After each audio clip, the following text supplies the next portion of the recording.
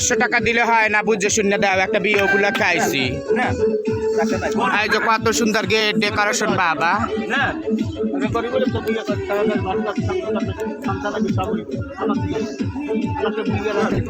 আমি যখন থাকবো না এই ভিডিওগুলো দেখবে মা।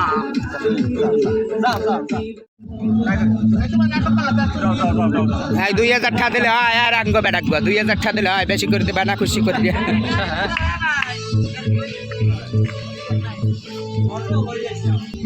এই যে মায়া গ্রুপের মায়ের আসসালামু আলাইকুম, আমরা পর্তুগাল থেকে বলছি।